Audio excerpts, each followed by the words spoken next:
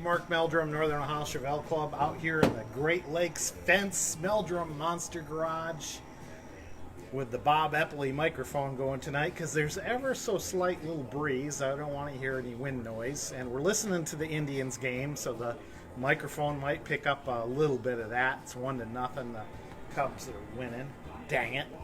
But anyway, what I wanted to talk to you about while I'm sitting on this El Camino bed, and I got to tell you, I love the El Camino because, I mean, look at all the storage you got on these things. I mean, I got the hood sitting in there. I got all the parts coming in, and just a great location to keep your parts for your projects.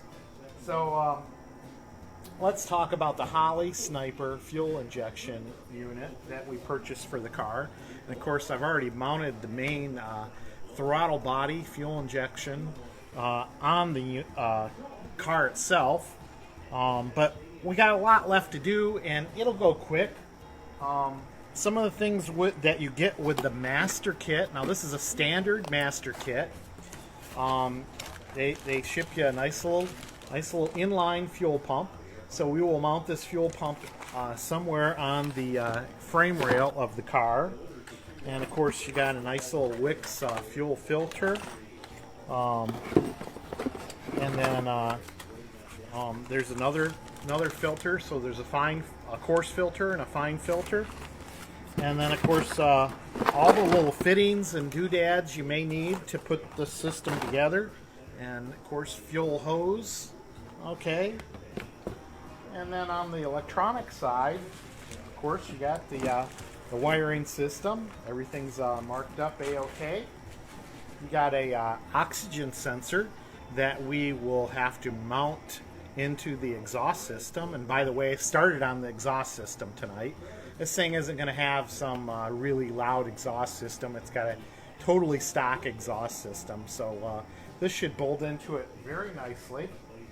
And let's see what else. We got some a temperature sensor here. So mount that in the motor somewhere. And then a couple clamps here to mount the oxygen sensor. So they give you this little unit here. Okay, I don't know how well you can see that in the bag. Here, let me take it out of the bag. And that basically, it's got a couple pipe clamps that you put around the exhaust. Tells you where to drill the hole, and then you thread your oxygen sensor right in there. So that's easy peasy. It's got a little gasket that comes with it. Makes it real nice and easy. We've done this before, so I'll walk you through it again. And then, of course, the computer is actually mounted right on the throttle body, and then you have a nice little color display touch screen that will mount in the interior of the truck, car, whatever you call an El Camino. But and then this is where we'll program the unit up. So it's cool. It's a cool little unit. People ask me, well, why are you doing this instead of a carburetor? Carburetors are great. But this fuel injection, I'm telling you, in the dead of winter, you can just click the key and the thing will start right up. You don't have to pump the gas or do anything like that. And then one thing I really can't describe to you, it's all in the feel of the car, is the actual drivability of the car. It's just so much smoother with fuel injection. I don't know how to describe it to you other than get out there and, well, you probably got your modern cars. You know how responsive they are with fuel injection. You get the same thing, only in a big block. And I tell you, we mounted this whole thing on the Bounty Hunter. Of course, we had a 3-inch exhaust system on that. And that was kind of noisy for my taste, to be honest with you. This stock El Camino exhaust with this Holley Sniper unit on a big block, 4-speed. I think it's going to be really, really nice. This truck, car, whatever you call it, it's going to really scoot. And like I say, we're coming along. I got the had to take a break last night because the grass was out of tolerance. So we got got the grass back in tolerance, and we got a fan. We got a new fan. The fan was too big a diameter that I had on my display motor. It was 19 inches in diameter, and we needed an 18-inch diameter fan. So we got that hooked up, and it's fitting inside the shroud very nicely now. So yeah, all these trials and tribulations that you come across with working on these cars and changing them from stock. But hey, I got the brake system, I got all the brake lines. I've been having problems with suppliers.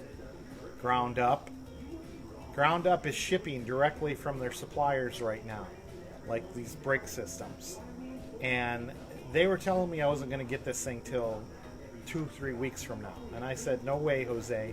I went right to the supplier myself, right stuff, and got the whole system right from them.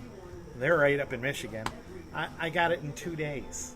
So I don't know, Ground Up, you gotta figure out your suppliers right near during this COVID stuff. I like to give you business. You're a great supplier most of the time, and I get parts right away. But you don't have it figured out right now, so work on that. Your customer service has been kind of iffy too. So anyway, whatever. I have good luck on eBay. You can look on eBay. You can see the price. You can see when they're going to ship it to you. I always look to see how far away the actual supplier is, and I try to deal with people that are here in Ohio.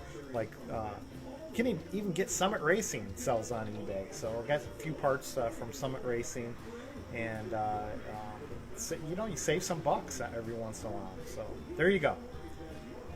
That's all I got tonight. We're going to get back to the game, and hopefully the Tribe pulls out a win, and that's it. See ya.